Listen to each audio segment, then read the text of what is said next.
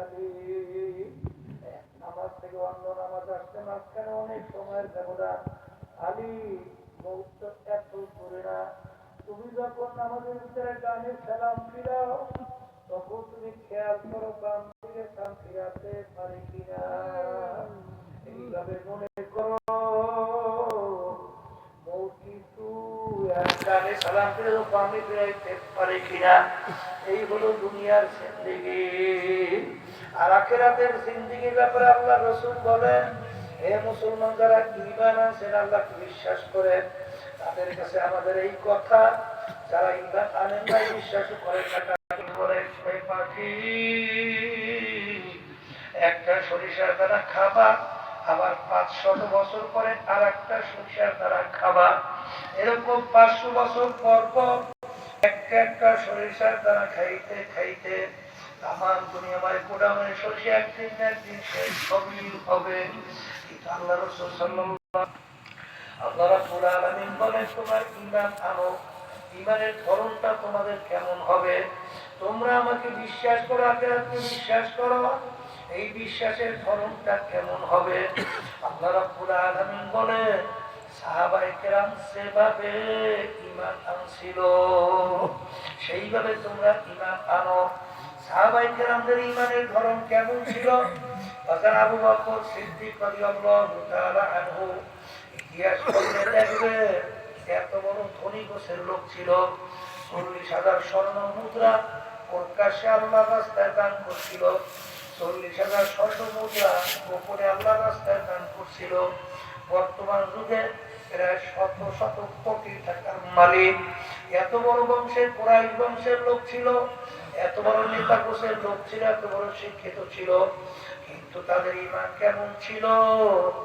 একদিন আল্লাহর হাবিবের দরবারে সালার সটকায়, সালার সট পড়া সিরিয়া গেছে, জোড়া দেওয়ার মতো সালার সট কেনার পয়সা নাই, চামড়া দিয়ে জোড়া দিয়েছে। বাজার আল্লাহর হাবিবের দরবারে বসা, তাদের ঈমান কেমন ছিল? বাজার গোলাম ছিল, আজাদ করে দিয়া বলল, গোলাম তুমি আজাদ, মাঝে মাঝে কিন্তু খাদ্য নিয়ে আসলে নিয়ে আইসো।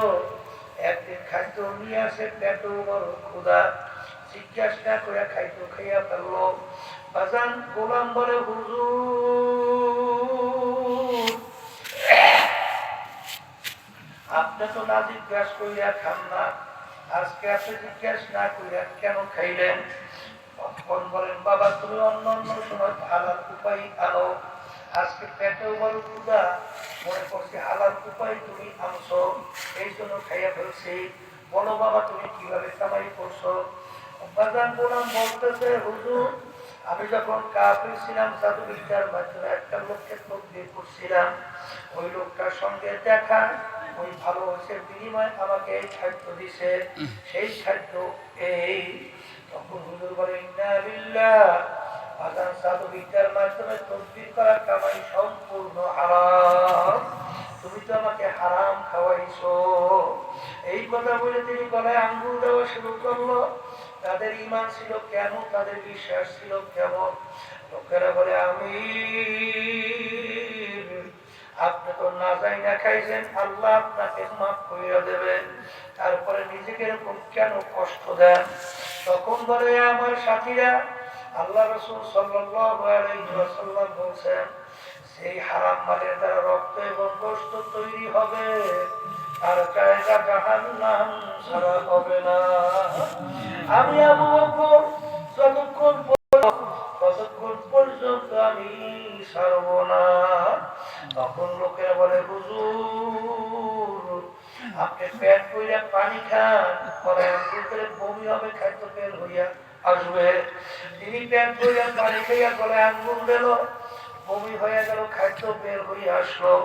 তিনি বলেন, আলহামদুলিল্লাহ, মালিক হারাম খাদ্য আমার ভিতর থেকে বের করে দিছে। এই হলো তাদের ঈমান।